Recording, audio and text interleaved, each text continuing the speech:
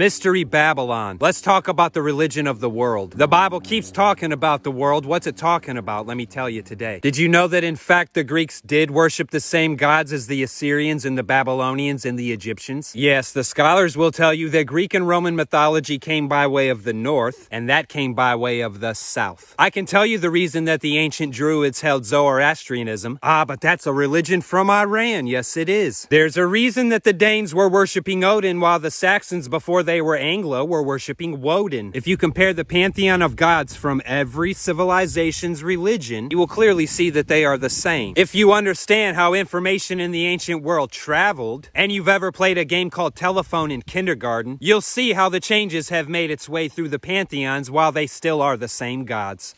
This one pantheon of gods the world over who they made statues to the world over all come from a single place, and more importantly from a single time. The place is Babel. The time is the age before the flood. There was an entire age on the earth and a world civilization on this earth before the flood. What's my evidence? It's all over the world. They are called pyramids. There was a worldwide civilization. Well, how is it they managed a worldwide civilization? Did they have seafaring travel to that degree? No, the land was not broken up yet. Even the scientists will tell you that Pangea was a real thing, one supercontinent. All the pyramids everywhere on Earth tell you that it was not that long ago. This story, recorded by the ancient Sumerians and absolutely bastardized by Zecharia Sitchin, is a tale retold everywhere in Babylon, and by Babylon I mean the whole world. It is a tale of beings from heaven who are immortal that have come down to the earth to teach men and also reign over them. It's a tale of industry and worldwide civilization. Mythical creatures and giants abound because the heavenly beings in our tale knew everything about the earth and could manipulate the very fabric of reality at their will. Surely this is only a tale from ancient history, though. It's not one we tell today, is it? Oh, but it is. They told it to you in Prometheus, did they not? That's the whole story of the Aliens movies franchise. Do you enjoy comic books? Or have you ever? What is this tale that they all tell? Fanciful as they might tell it. So that perchance, by introducing you to this idea in some incredibly fanciful, extreme way, if you were to see it show up in reality, would you be able to recognize it, expecting it to look like a boy with deer horns growing out of his head? That's a reference to genetic mutation and what it's gonna look like versus what you probably think it's gonna look like, because that's what you've been indoctrinated to believe it looks like.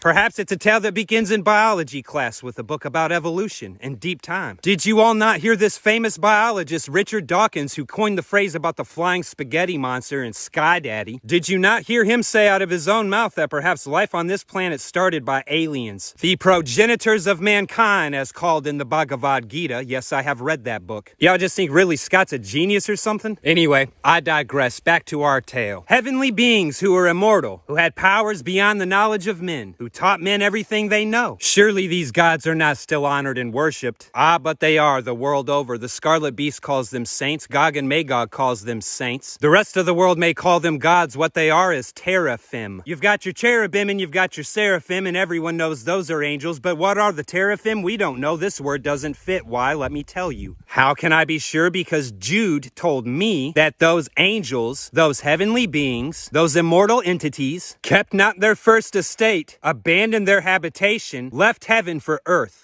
Sure, Ancient Aliens on Discovery Channel agrees, but where are they now? Did they get in their ships and blast back off into space? No, they're not aliens. Now they're bound up in everlasting chains in the pit until the day of judgment. Angels who left heaven for earth. Teraphim. Do you want to see the birth of Zoroastrianism in the current world religion, a bastardization of the covenant of Abraham and the mystery Babylon? Turn your Bibles to Judges 17 and read about Micah's mother. Then read Judges 18 and see the group that spread it the world over by seafaring conquest, conquering and colonizing everywhere they went. If you want to worship those gods, you're going to need yourself some statues there in hell. Their offspring, their entire purpose was to come down and mate with women, are the unclean spirits who were disembodied by God in the flood. That's what a demon is. Why do y'all think NASA's trying to call aliens down again? Here we are once more on the doorsteps of a global civilization while technology approaches the singularity. Oh, Google's got an AI that's already self-aware. Well, what do you think a disembodied spirit wants to do with an artificial mind. If the shoe fits, well, I reckon somebody with no shoes ain't gonna be too concerned about what kind of shoe it is. Consciousness can only come from a spirit, and there's only two spirits, the spirit of this world and the spirit that is from above. Those are the choices. Mystery Babylon takes the knowledge of good and evil and attempts to purify the flesh so as to become a god. Ye are gods, but ye shall die like men. There are only two religions the world over. There is Mystery Babylon attempting to purify the flesh with the knowledge of good and evil, a twisted gospel indeed. And there is the one true gospel of Jesus Christ, and that's it and that's all.